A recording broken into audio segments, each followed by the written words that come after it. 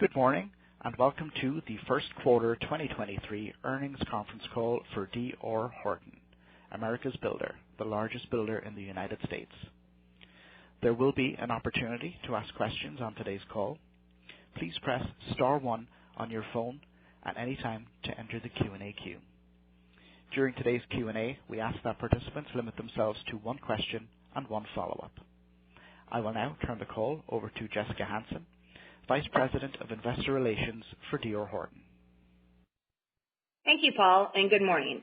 Welcome to our call to discuss our results for the first quarter of fiscal 2023. Before we get started, today's call includes forward-looking statements as defined by the Private Securities Litigation Reform Act of 1995. Although D.R. Horton believes any such statements are based on reasonable assumptions, there is no assurance that actual outcomes will not be materially different. All forward-looking statements are based upon information available to D.R. Horton on the date of this conference call, and D.R. Horton does not undertake any obligation to publicly update or revise any forward-looking statements. Additional information about factors that could lead to material changes in performance is contained in D.R. Horton's annual report on Form 10-K, which is filed with the Securities and Exchange Commission. This morning's earnings release can be found on our website at investor.drhorton.com, and we plan to file our 10-Q tomorrow. After this call, we will post updated investor and supplementary data presentations to our investor relations site on the presentation section under News and Events for your reference. Now, I will turn the call over to David Auld, our President and CEO. Thank you, Jessica, and good morning. I am pleased to also be joined on this call by Mike Murray and Paul Romanowski, our Executive Vice Presidents and Co-Chief Operating Officers, and Bill Wheat, our Executive Vice President and Chief Financial Officer. The D.R. Horton team delivered a solid first quarter, highlighted by earnings of $2.76 per diluted share. Our consolidated pre-tax income was $1.3 billion, on a 3% increase in revenue with a pre-tax profit margin of 17.5%. Our home building return on inventory for the trailing 12 months ended December 31st was 39.5%, and our consolidated return on equity for the same period was 31.5%. Beginning in June 2022 and continuing through today, we have seen a moderation in housing demand due to affordability challenges caused by the significant rise in mortgage rates, coupled with high inflation and general economic uncertainty.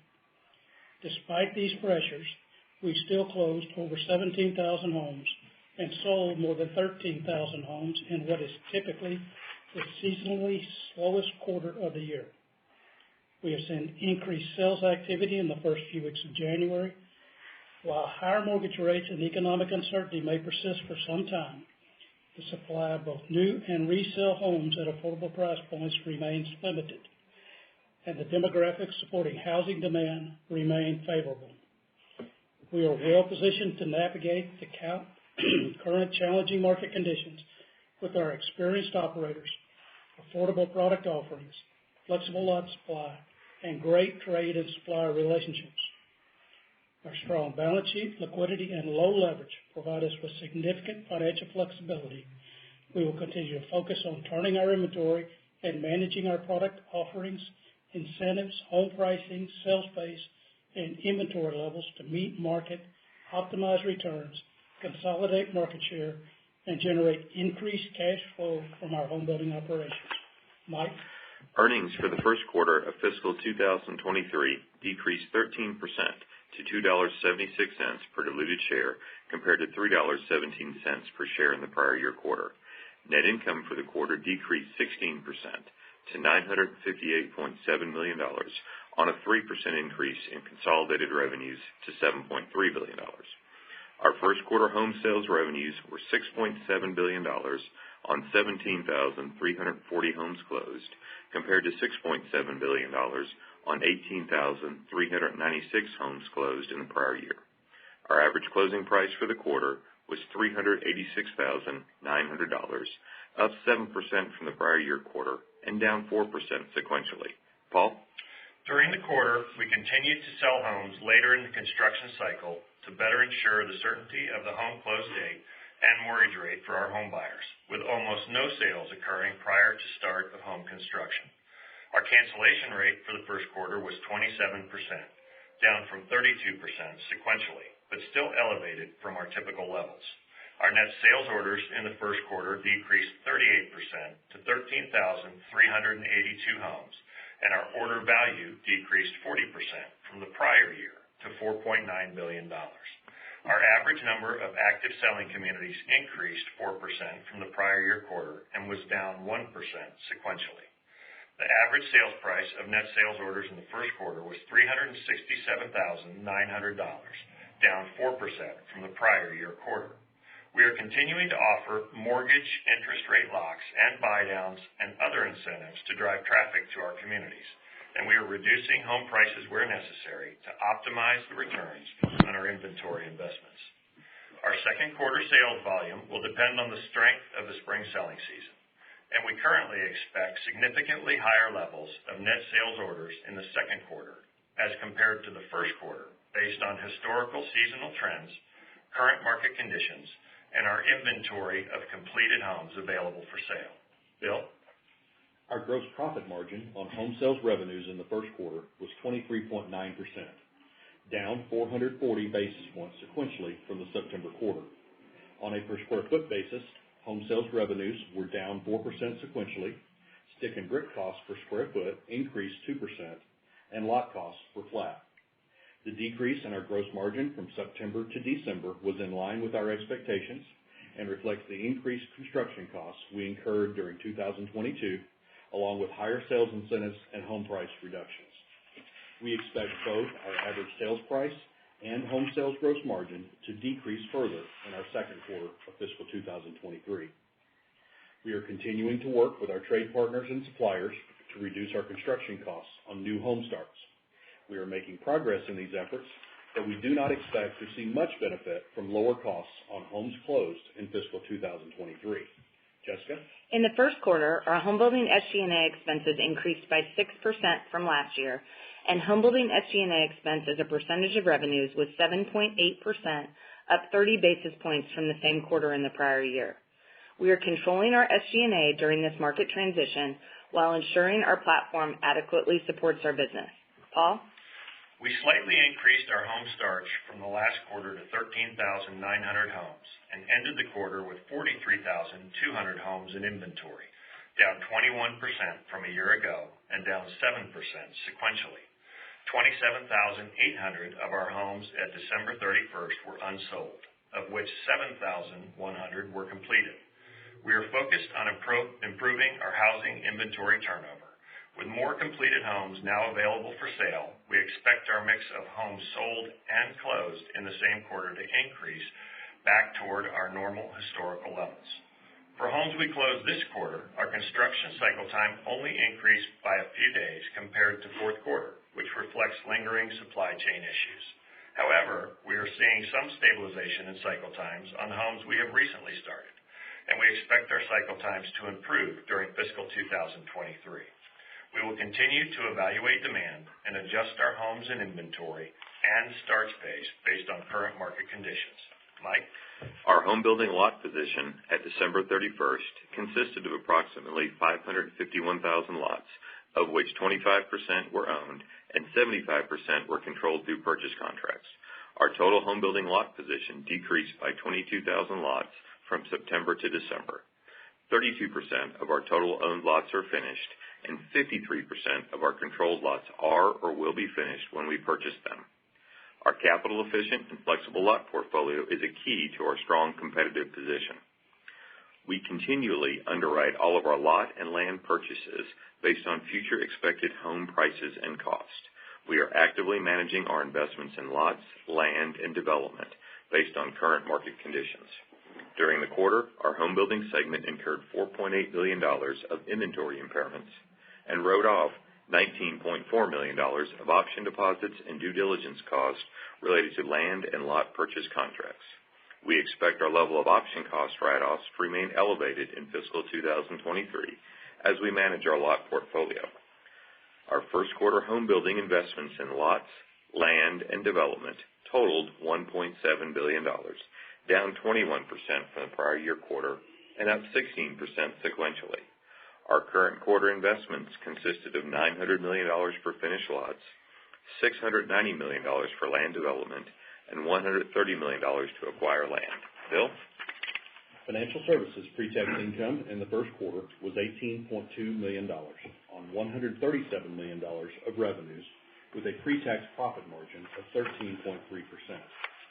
The lower profitability of our financial services business this quarter was primarily due to lower gains on sales of mortgages, increased competitive conditions, and a lower volume of interest rate locks by home buyers during the December quarter. We expect our financial services pre-tax profit margin for fiscal 2023 to be higher than the first quarter, but lower than the full year of fiscal 2022. During the first quarter, 99% of our mortgage company's loan originations related to homes closed by our home building operations, and our mortgage company handled the financing for 77% of our home buyers. FHA and VA loans accounted for 45% of the mortgage company's volume. Borrowers originating loans with DHI Mortgage this quarter had an average FICO score of 722 and an average loan-to-value ratio of 88%. First-time home buyers represented 55% of the closings handled by our mortgage company this quarter. Mike? Our rental operations generated $328 million of revenues during the first quarter from the sale of 694 single-family rental homes and 300 multifamily rental units, earning pre-tax income of $110 million. Our rental property inventory at December 31st was $2.9 billion, which included approximately $1.9 billion of single-family rental properties and $1 billion of multifamily rental properties. We expect our rental operations to generate significant increases in both revenues and profits in fiscal 2023 as our platform matures and expands across more markets. For the second quarter, we currently expect no multifamily rental sales and to close fewer single-family rental homes than in the first quarter. Paul? Forestar, our majority-owned residential lot development company, reported total revenues of $216.7 million on 2,263 lots sold and pre-tax income of $27.9 million for the first quarter. Forestar's owned and controlled lot position at December 31st was 82,300 lots. 57% of Forestar's owned lots are under contract with or subject to a right of first offer to D.R. Horton. $190 million of our finished lots purchased in the first quarter were from Forestar. Forestar is separately capitalized from D.R. Horton and had more than $580 million of liquidity at quarter end, with a net debt-to-capital ratio of 28.7%. Forestar is well positioned to meet the current challenging market conditions with its strong capitalization, lot supply, and relationship with D.R. Horton. Bill? Our balanced capital approach focuses on being disciplined, flexible, and opportunistic. We are committed to maintaining a strong balance sheet with low leverage and significant liquidity to provide a firm foundation for our operating platforms during changes in market conditions, and to support our ability to provide consistent returns to our shareholders. During the first 3 months of the year, our cash provided by home building operations was $313.9 million, and our consolidated cash provided by operations was $829.1 million. At December 31st, we had $4 billion of home building liquidity, consisting of $2 billion of unrestricted home building cash and $2 billion of available capacity on our home building revolving credit facility. Our liquidity provides significant flexibility to adjust to changing market conditions. Our home building leverage was 12.8% at the end of December, and home building leverage net of cash was 4.4%. Our consolidated leverage at December 31st was 22%, and consolidated leverage net of cash was 13.3%. At December 31st, our stockholders' equity was $20.2 billion, and book value per share was $58.71, up 33% from a year ago. For the trailing 12 months ended December, our return on equity was 31.5%. During the quarter, we paid cash dividends of $86.1 million, and our board has declared a quarterly dividend at the same level as last quarter to be paid in February. During the quarter, we repurchased 1.4 million shares of common stock for $118.1 million. Jessica? As we look forward, we expect challenging market conditions to persist with continued uncertainty regarding mortgage rates, the capital markets, and general economic conditions that may significantly impact our business. We are providing detailed guidance for the second quarter, as is our standard practice, but it is still too early to know what housing market conditions will be during the height of the spring selling season, so we are not providing specific guidance for the full year yet.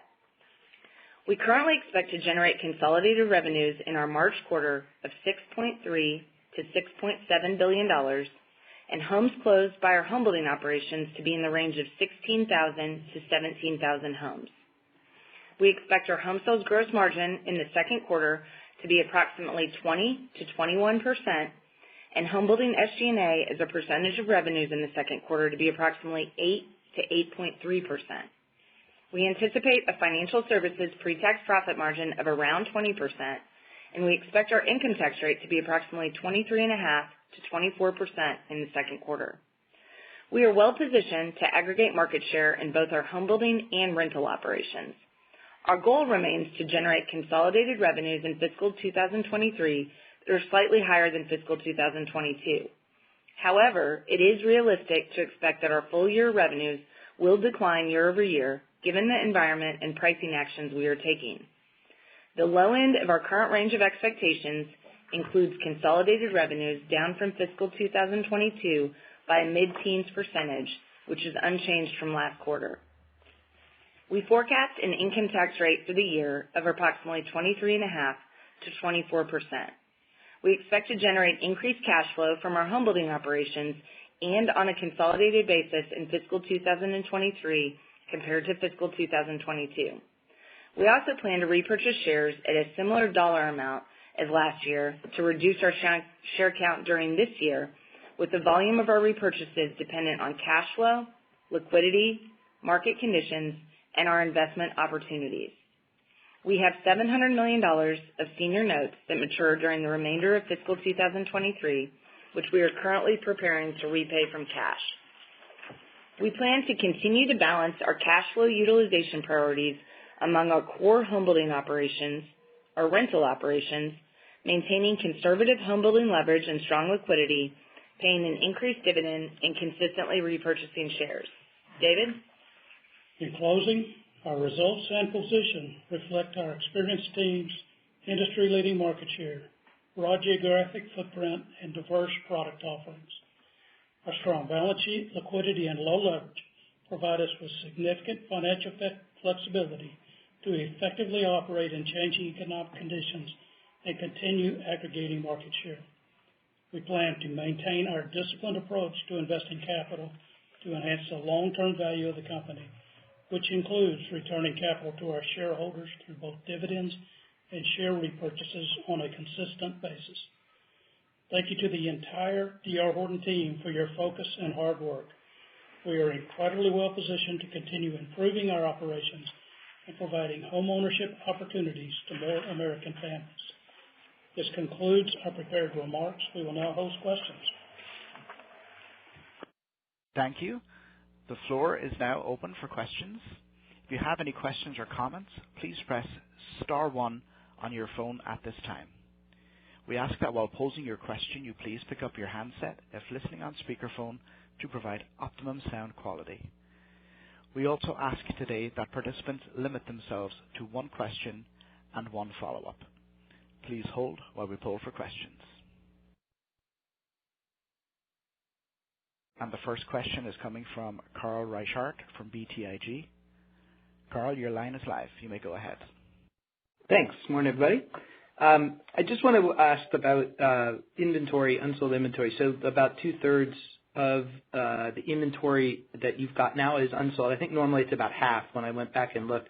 So I just want to make sure, should we be optimistic because you've got product ready to go for the spring, when the supply chain perhaps is normalizing a little, which is allowing you to get that ready, or should we be more pessimistic because you haven't necessarily priced that inventory to move yet? That's my first question. Well, Carl, as you know, I'm always optimistic. We feel very good about our inventory position. And, through the through the last 3-4 quarters, we limited sales to better align inventory, cost, demand, and our ability to deliver. We are now positioned more in what I would consider a normalized inventory position, and again, feel very good about how we're positioned and where we're heading into this quarter. Normally coming into the spring selling season, we'd be a little heavier than our normal 50% spec ratio, but feel really good about what we have in front of us right now for demand. Okay. And then I was looking at the market count now. We're about 109 markets, and say 4 years ago, I think you were about 80 or so. That's a lot, and obviously you all benefited post-COVID by entering a lot of smaller markets that saw a fair amount of demand post the pandemic. Now that wave is potentially crested, can you talk about how some of the new, especially the smaller, what I call the tertiary city markets, are performing over the course of the last 6 months? Are they better than some of the major markets, less competitors, or is that growth beginning to wane now that we've seen a little more return to office back to the large cities? Thanks, guys. Carl, we've seen these newer markets and secondary markets performing well for us due to limited competition in those markets. We certainly saw, a strong push to all of the secondary markets, with the pandemic and moving people, making them, more mobile. But we've been happy with the progression in those secondary markets and glad that we entered them. Carl, even before the pandemic, we did very well in the small markets, and ultimately it comes back to SG&A and control and the ability to deliver houses incrementally at a competitive advantage to what anybody else out there is able to do. So that's been a part of our program, and I think you're going to see it continue to be a part of our program. Thanks, David. Thank you. And the next question is coming from Matthew Bouley from Barclays. Matthew, your line is live. Morning, everyone. Thank you for taking the questions. Wanted to ask about the construction cost environment. I think I heard you say at the top that you were making some progress, but, I'm paraphrasing, but perhaps not expecting to see as much benefit on the construction cost side on homes closed through fiscal 23. Obviously, some of your peers have sort of quantified, some of the benefits they might already be seeing on the construction cost side. So just curious if you can, parse that out a little bit as you guys sort of aggregate market share. How should we think about, your ability to press on costs here? Thank you. We've been really successful working with a lot of our trade partners in lowering our costs, and we've gotten a little bit of tailwind certainly from the lumber price reductions that have occurred, but it just takes a while for those cost changes on the front end to actually show up in a closing, especially with the more recently prolonged build times. So it's just a function of the calendar working those new cost structures through the pipeline. So the deliveries we see in 23 were largely all, first half of the year especially started in fiscal 22 in a different cost environment. And typically lumber prices go up as we move throughout the spring. So although we're seeing a benefit from lumber today, if typical seasonality holds, lumber would actually be a headwind against the cost reductions that we are seeing on those new home starts that Mike just alluded to. Okay, gotcha. Thank you for that color. And then second one, just kind of following up around the pricing environment. As you've seen sort of some of your peers have, enacted, I guess, different strategies around pricing versus pace here, and perhaps as we get into the spring, we might expect to see, some builders on the ground, react more aggressively on the pricing side versus I would argue you guys have been, leading that, first, I guess. So as we get into the spring, sort of what are your expectations, or perhaps what are you seeing on the ground right now around, your competition and price reductions, and, would you expect to see sort of another leg lower on the pricing and margin side through all that? Thank you. We have still, addressed our incentives with a balance of rate buy-downs, financial incentives, along with adjusting price community by community to, drive the returns that we're looking for. As we enter into the spring selling season, we're seeing, some seasonality that we're happy with as the market starts to lead, and we'll continue to adjust to drive the absorptions, by community. All right. Thank you very much, and good luck.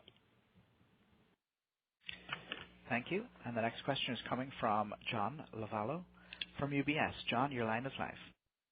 Good morning, guys. Thanks for taking my questions.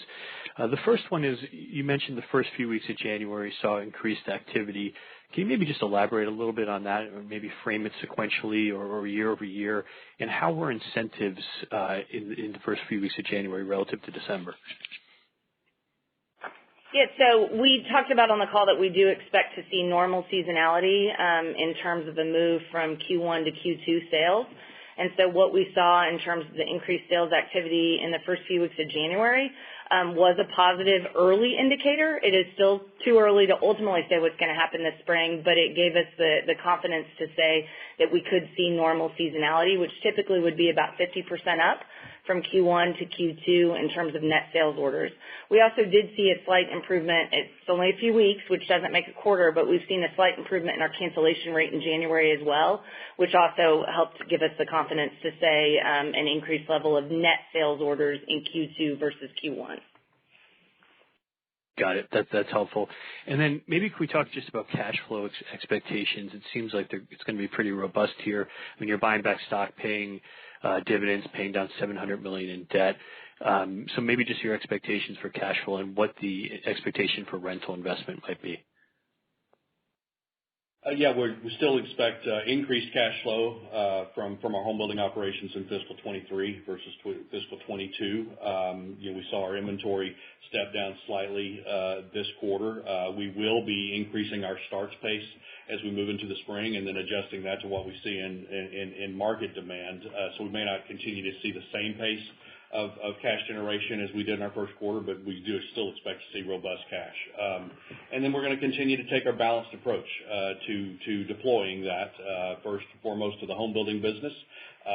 Next to the rental business, we will still see a substantial increase in our assets in the rental business this year. We're not guiding to a specific growth number there quite yet for fiscal 23, because we're still evaluating the market and evaluating investments as we move through the year. But we do expect that level of inventory to increase while we see a significant increase in revenues in that business. And then past that, we will continue to pay dividends and continue to repurchase shares. We expect to repurchase shares at a similar dollar volume as last year, which would indicate greater than $1 billion of share repurchases for fiscal 23. And then finally, on the balance sheet front, while we're very pleased with our leverage level, we do have $700 million of senior notes that mature in fiscal 23, $300 million in February, $400 million in August. And currently, just given the overall environment and our cash flow expectations, we're preparing to pay those debt maturities off from cash. But obviously, we'll evaluate the capital markets along the way to determine whether we want to refinance or not. But right now, preparing to pay those from cash. Great. Very helpful. Thank you. Thank you. And the next question is coming from Stephen Kim from Evercore ISI. Stephen, your line is live. Great. Thanks very much, guys. Lots of good information. I wanted to follow up on, I think, Matt's question regarding the cost negotiations, though. I think last quarter you had suggested that you could see the benefit starting to, certainly from repositioning your product at least, to benefit you by your fiscal third quarter. I was just wondering whether or not that process is maybe taking a little longer, or if that was sort of separate from your comments on the labor and product negotiations. And then in your answer to him, I think you also sort of mentioned or volunteered that, you were sort of assuming lumber costs were going to increase. I just wanted to get a sense, how much of an increase are you assuming you might see in lumber? Are you sort of just conservatively modeling it might go like halfway back to where it was last year? Just give us a sense for what you're incorporating in your outlook for lumber, knowing that you don't know yet, obviously. Most importantly, we don't know. And we're taking probably a conservative stance in looking at the fact that seasonally, in a normal seasonal environment, we do see lumber costs increase through the spring. And if we are seeing some normalized demands coming back with spring selling seasonality, would expect that to drive lumber prices higher, which would offset some of the efforts we've made on like-for-like cost reductions. We have been able to get new product starts out, new home starts out that are more reflected to today's environment, smaller homes, more affordable homes. That should help. But on terms of a like-for-like cost benefit increase, it's just going to take a little while for that product to move through the system in a material way. I didn't hear a number there, Mike. I was getting ready to write a number down. I didn't hear a number. You want to give us a sense, or sort of like how much of the way back you're sort of thinking lumber might increase? Yeah. We don't have a sense for a number, Steve. I'm sorry. We're not that good at predicting. We're just taking a conservative approach that seasonally lumber tends to go up in the spring, and that's probably going to have an impact on our cost and our deliveries later in the year. It does feel, Stephen, like there is some normalcy returning to the market. And so, you go back pre-pandemic and you look at what happened. Did costs get inflated during the last year, 18 months? Yes. Are we fighting to get that back? Yes. But, a commodity price like lumber may go up, may go down, may stay the same. But are we going to be conservative in our guidance? Absolutely we are. Yeah, no complaints here, and I'll say that if lumber goes up because of normalization, I think we'll take it.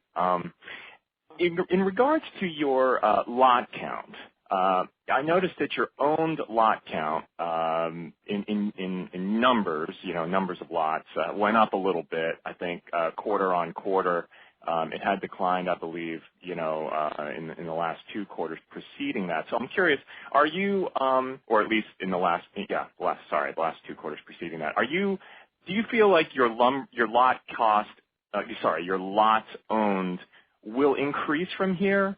Or do you think we might actually see a further reduction in your actual number of owned lots? Just try to give us a sense for what that number might be, not in year supply, but more like in absolute units.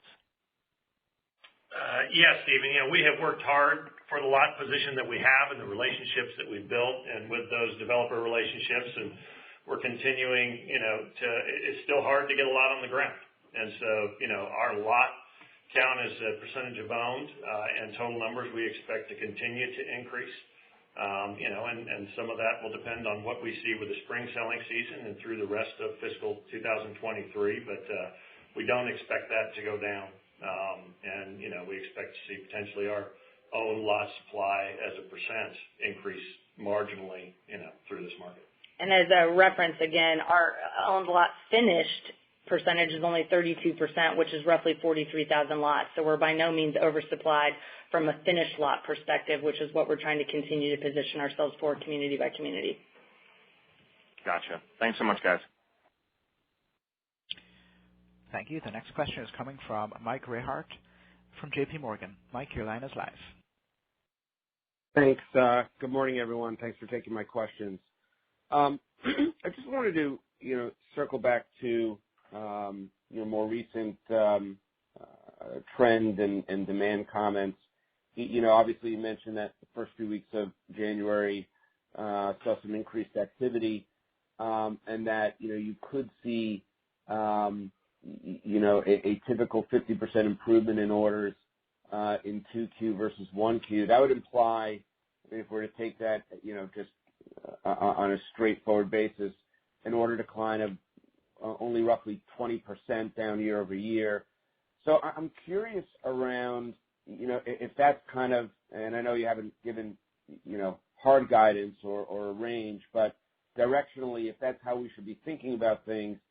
And also, to this point around the improvement that you saw in January, I was curious also if you could kind of give any color around trends intra-quarter during the past first quarter, if that improvement in January was a continuation of perhaps a change in trend that you saw, during your December quarter. I would say during the December quarter, as we mentioned on the call, as you know, Mike, is the seasonally slowest quarter of the year, so we generally don't extrapolate anything that happens in October, November, and December. And we don't generally give a whole lot of monthly color, but we felt like based on current market conditions, it warranted talking about the first few weeks of January. And that's what we're pleased with, is we've seen what we would typically expect to see as we move through these first few weeks. In terms of the math that you laid out, if we do see that normal seasonality, yes, it still would result in net sales down year over year, but up very nicely sequentially. Right.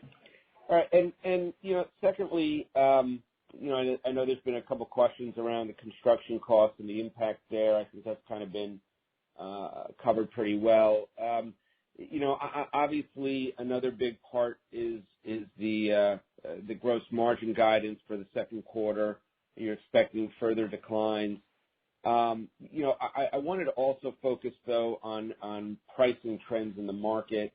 And, if you could kind of give us a sense of, on a total basis, how much net pricing, has come down from, June of last year to today, and, how much of that has occurred in the last month or two?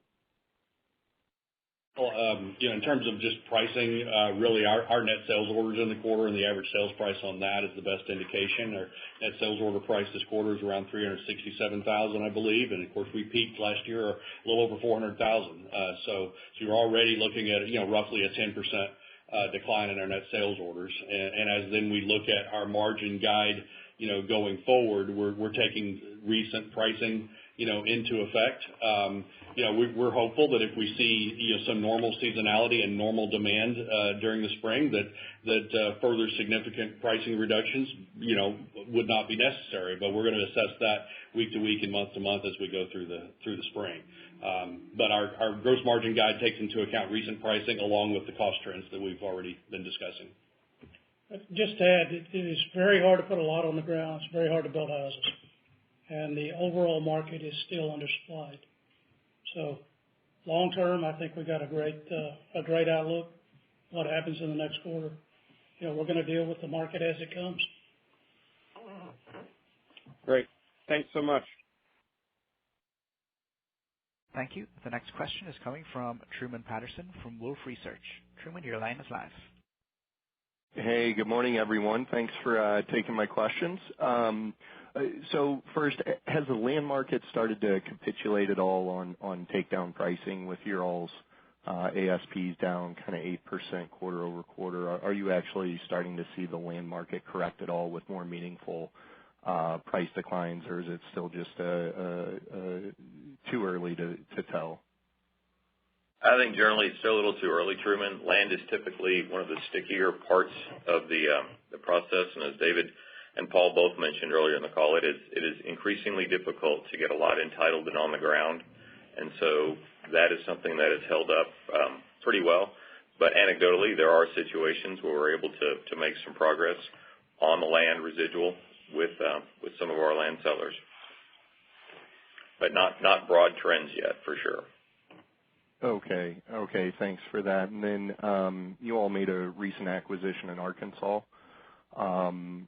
Could you all just kind of walk through the drivers of that purchase? And are you seeing, more small privates, their willingness to sell at, a relatively attractive, valuation kind of pop up given the market slowdown? Yeah, the acquisition of Riggins in Northwest Arkansas gave us I don't want to say an entrance into the market. We were in there with a couple of communities, but gave us a solid position in a market that has remained strong with good employment growth and limited housing supply. Again, to the earlier question of these secondary markets, a solid market that we are happy to be in. It was a good acquisition and tuck-in for us with a well-established community with a great lot supply, and so gave us immediate inventory and homes in progress, well-respected builder in the market that we're happy to have as part of the family.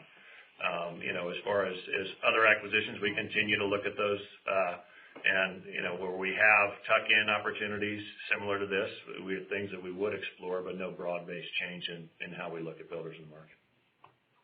All right. Thank you all. Appreciate it. Thank you. The next question is coming from Eric Bosshard from Cleveland Research. Eric, your line is live. Morning.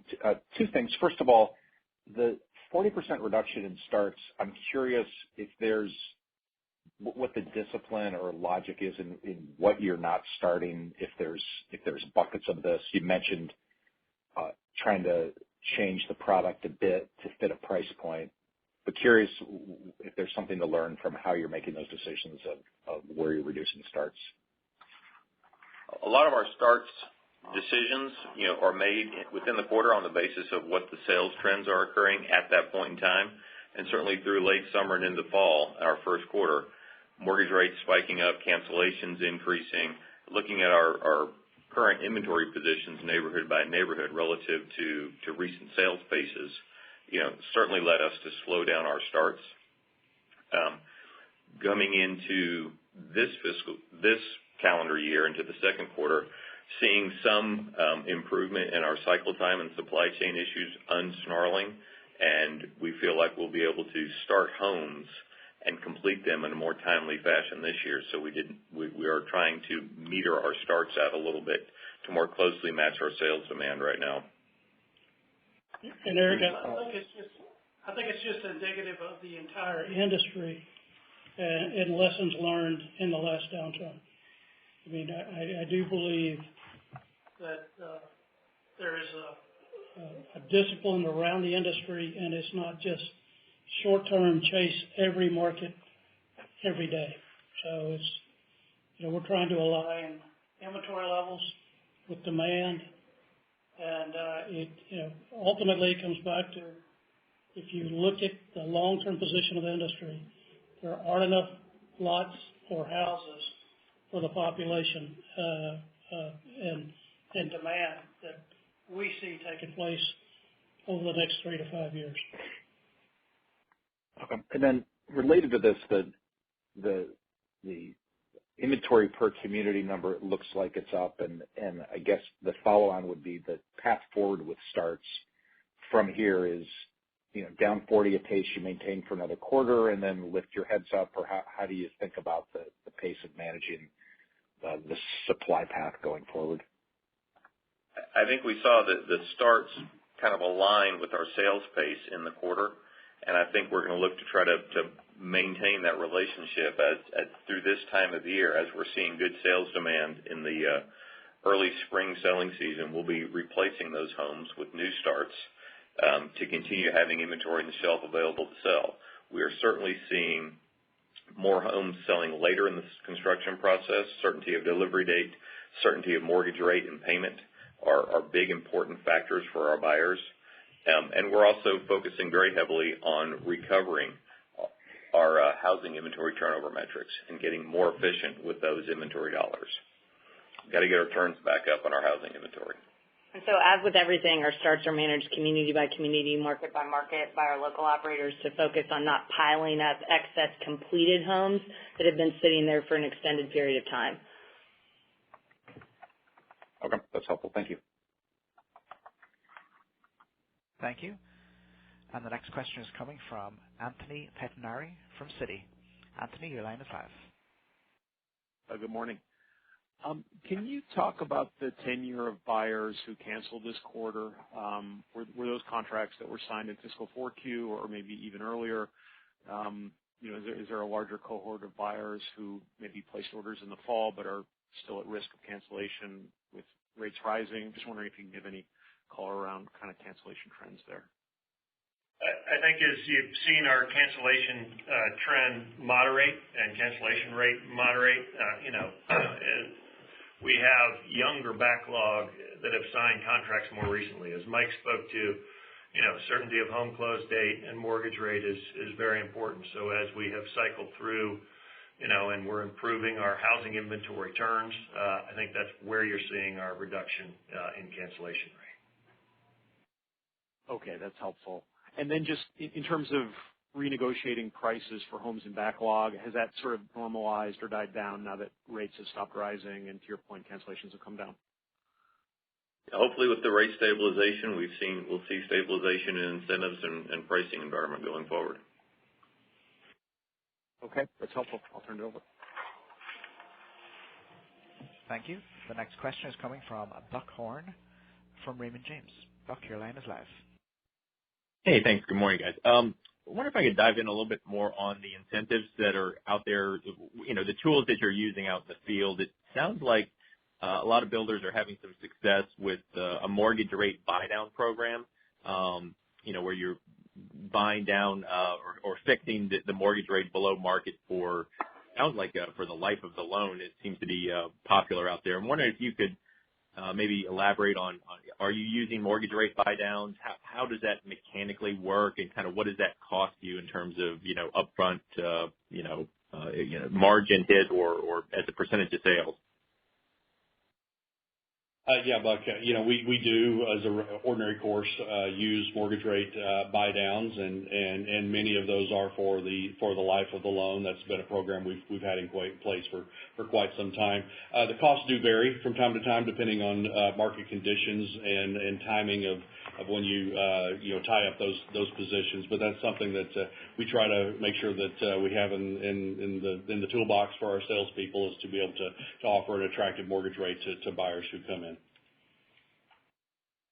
Okay, would you say that that's the most effective sales tool at the moment is a buy down, or are you using some other level of incentives?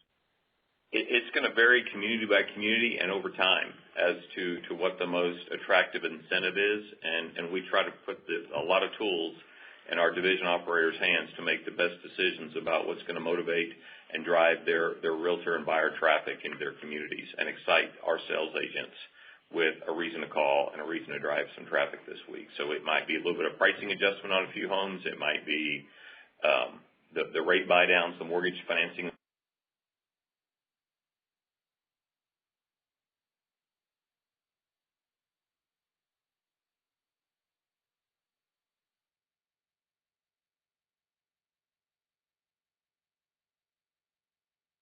Incentives have been very popular, very heavily utilized.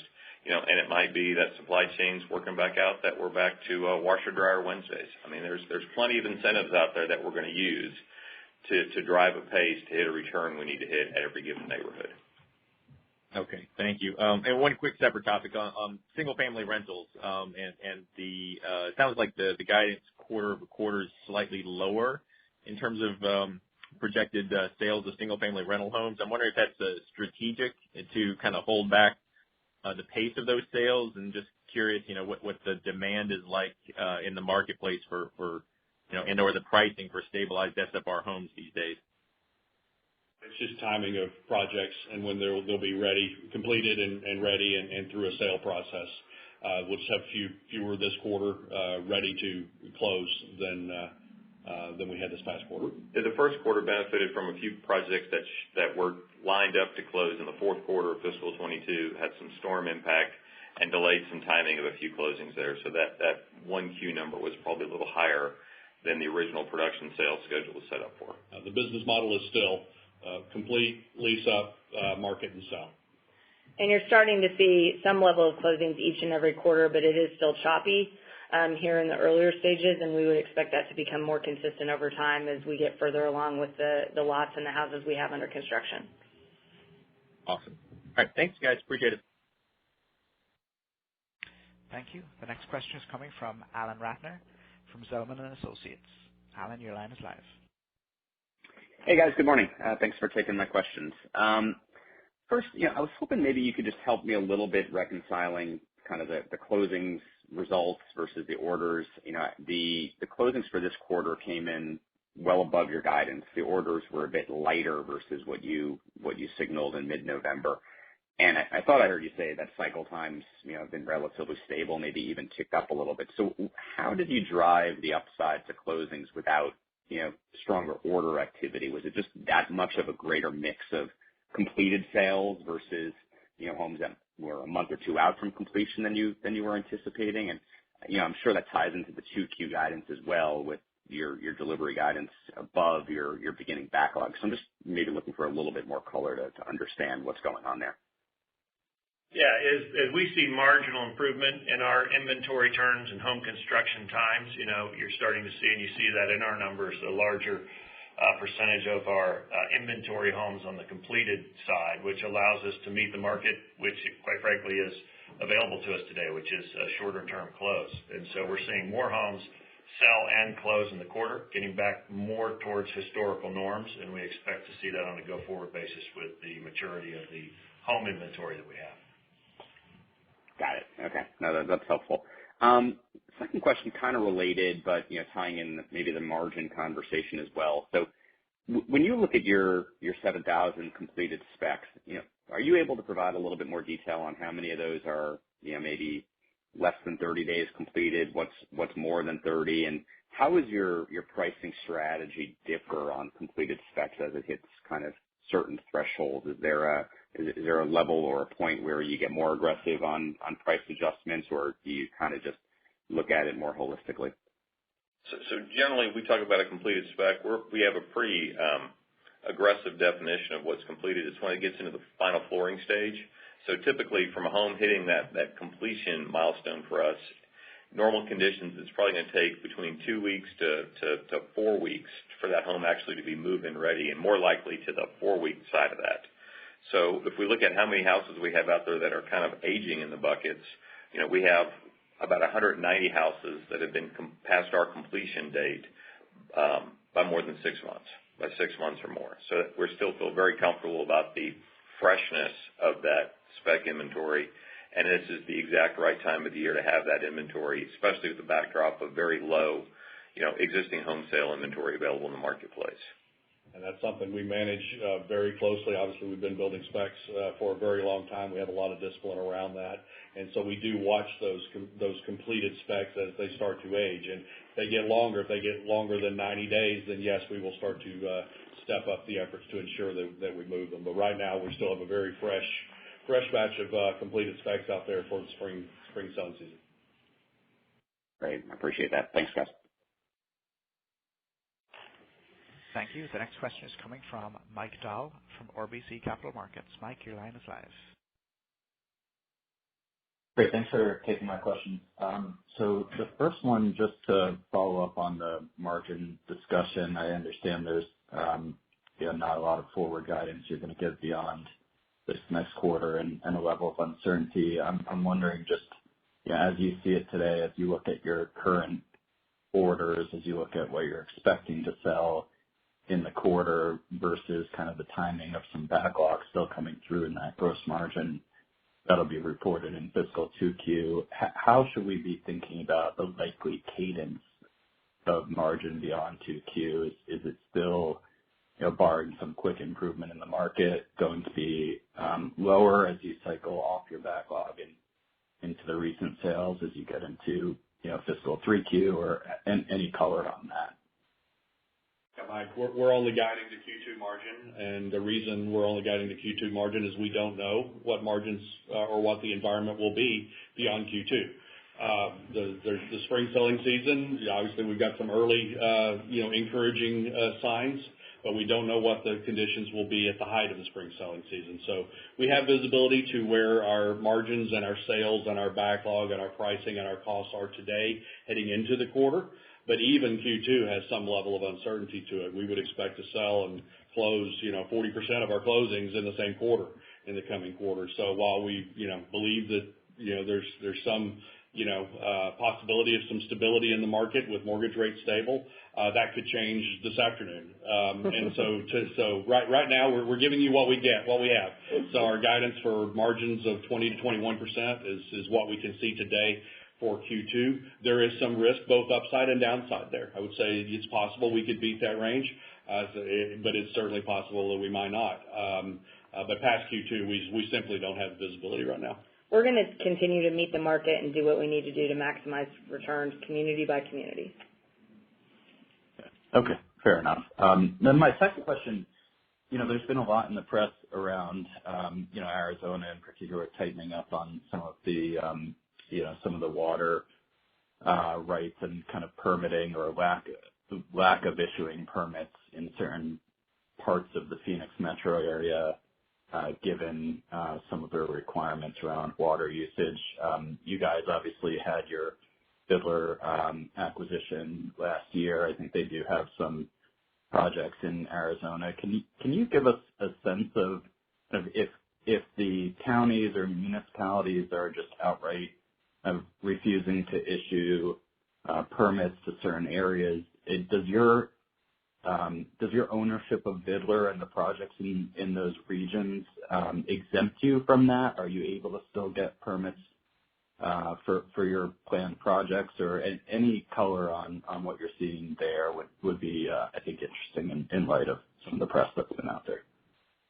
Well, yeah, I think there has been a lot in the press on water, and water is and will continue to be a headwind throughout the West, not just in Arizona. And certainly, our acquisition and integration of Fiddler has helped our positioning, and that's really, some benefit to the short term, but mostly a long-term strategic decision on our part, knowing that we're going to face into these headwinds for the foreseeable future. I don't think there's been a significant change on a local basis. It's still difficult to get lots on the ground, to get entitlements through the process, and to get those permits. It has been for a while, and that continues.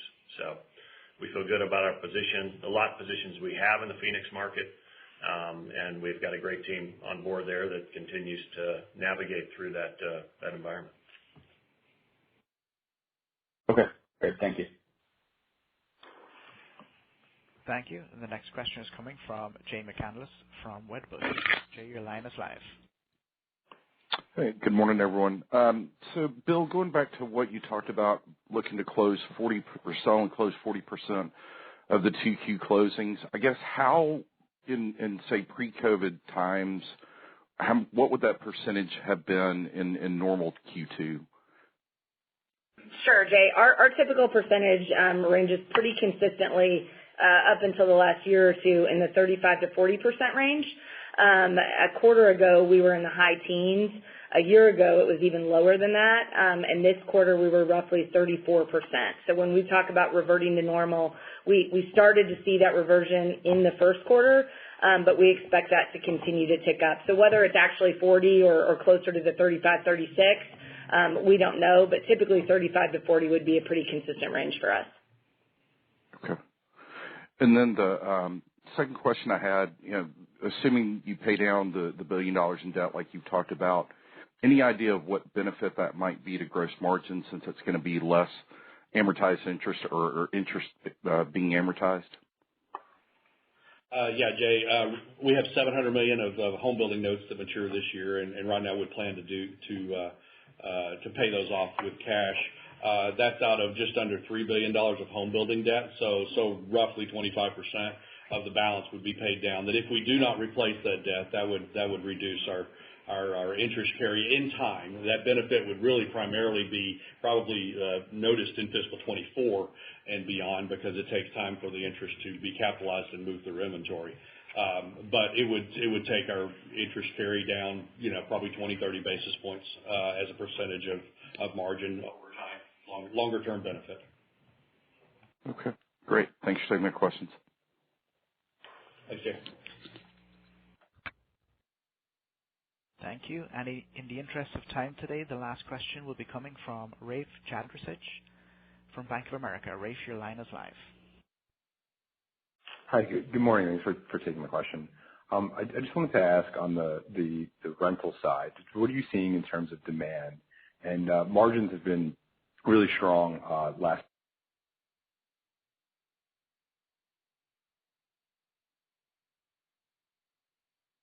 year and obviously this quarter. Just do you anticipate any type of normalization going forward, or do you think you'll have to hold those properties longer if demand comes down?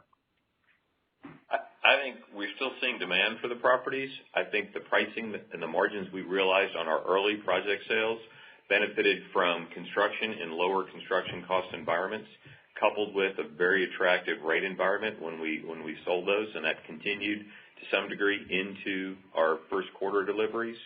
We would expect to see some kind of a more normalized reversion to demand to a mean, and I think we'll see our margins come back in line to be closer to slightly above on what we're seeing on the for sale side, the traditional for sale side. But our business model is to develop the communities and sell them into the marketplace. That's what we do best. Finding the land, building the homes, and bringing people to those communities is what we've been very successful with so far. So still learning, still going to get better, but we do like that business. And then just one more on the just in terms of the improvement in demand that you're seeing in the quarter outlook for orders in the second quarter relative to the first quarter.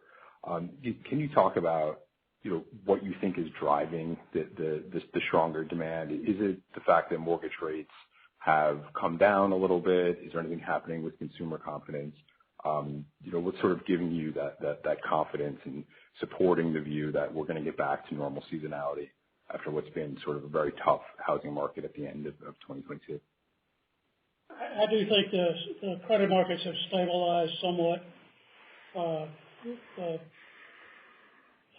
Consumer confidence improved a little bit.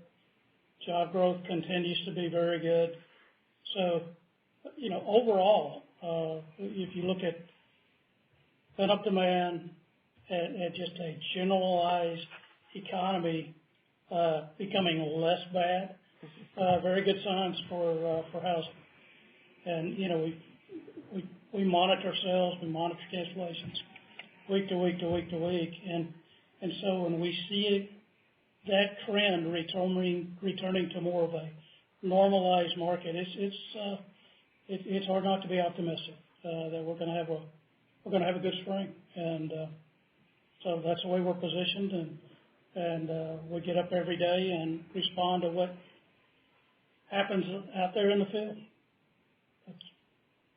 Yeah, specific to Horton, those are all the industry reasons, right? Specific to Horton, our inventory position puts us in a more confident place to be able to say we're going to see that pick up with the level of completed homes we have and the stage of construction the homes behind those are at, because what we're seeing the most success in today is buyers who do want a home quickly because they can get that certainty of not only close date, but most importantly, interest rate.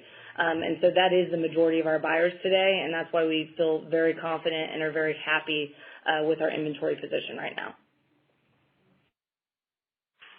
Great. Appreciate all the color. Thank you. Thank you. I would now like to hand the call off to David Auld for some closing remarks. Thank you, Paul. We appreciate everyone's time on the call today and look forward to speaking with you again to share our second quarter results in April.